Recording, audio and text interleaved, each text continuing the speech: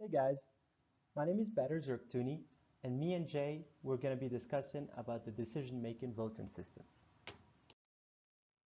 As an introduction, I'll be presenting the first part of the video, which corresponds to the plurality method, the instant runoff method, an example, and a supporting code. And Jay will be presenting about the board account method, the pairwise comparison method, also known as the Condorcet method, and the Kemeny-Young method, and the comparison between different methods. Of voting systems and politics, we're already familiar with several commonly used systems. Plurality voting is the most common system, often referred to as the first past the post. And the declared winner is the candidate with the most votes regardless of whether that number represents a majority. The plurality system is easily understood by voters, provides a quick decision, and is more convenient and less costly to operate than other methods. The main argument against it is that in an election with more than two candidates, it may result in the election of a candidate who has received only a minority of the vote cast. For example, in a closely contested election with four candidates, the total required to win by a plurality could be as little as 25% of the total vote plus one. The next most widely known system would be instant runoff system. This method, also known as ranked choice voting, was invented around 1870 and has been adopted by a handful of democracies across the world since then. The system essentially allows voters to choose candidates in the order of their preference and is meant to yield a winner who most pleases the most people. If a candidate wins a majority of first preference votes, they win the race.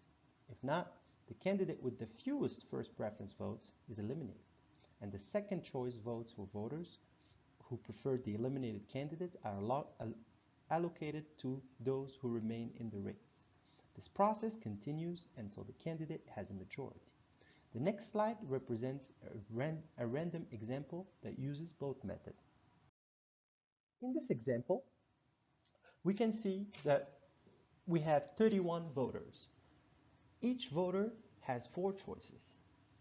And we have four candidates, candidate A, B, C, and D. Now, the runoff method states that the candidate with the least amount of votes for the first row of the first choice is to be eliminated. Therefore, the calculation is done as such. Now we have candidate A has a total vote of 5 votes, candidate B 9 votes, candidate C 10 votes, and candidate D 7 votes, which represents, we see that here we have C that has 2 votes here, and we have C that has 8 votes here. Therefore, C has 10 votes. Now, if we were to use the plurality method, we would change these values to percentages. And we would get something like this. We'll get candidate A has 16%, candidate B has 29%, candidate C has 32%, candidate D has 23%. Since candidate C has a higher percentage than all other candidates, then by the rule of plurality, candidate C is the winner. But for this example, we'll be continuing with the runoff method. And since A has the least amount of votes, then A gets to be eliminated. And we get something like this.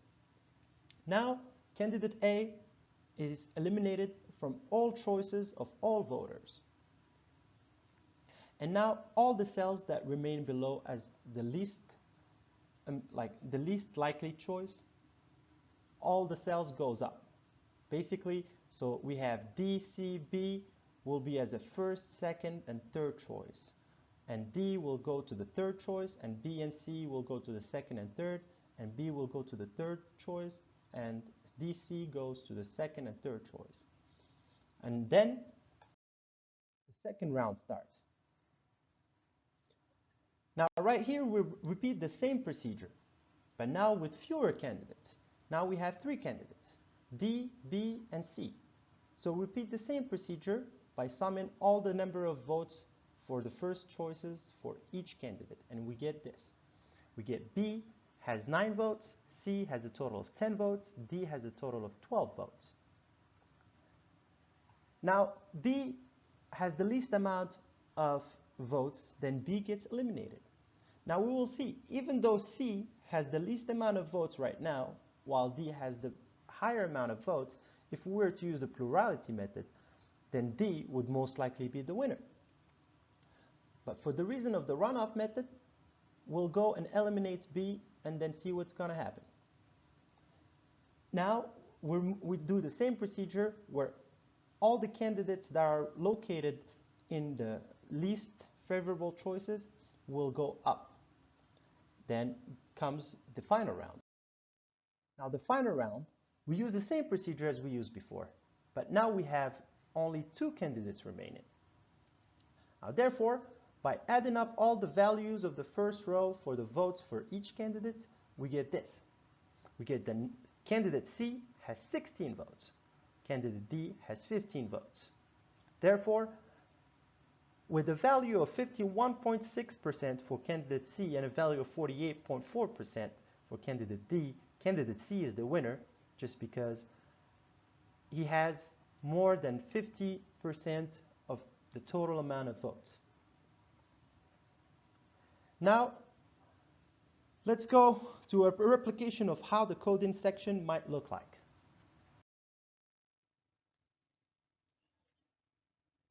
We set C as the list of candidates and V as the total number of votes. We then set our loop such that if no candidate has more than 50% of the votes, to be eliminated the candidate with the least amount of votes, until one of the candidates wins the majority of the votes, of more than 50% of the total amount of votes. Now, I will let Jay discuss the remaining components in the next part of the lecture. Thank you for taking the time to attend our lecture.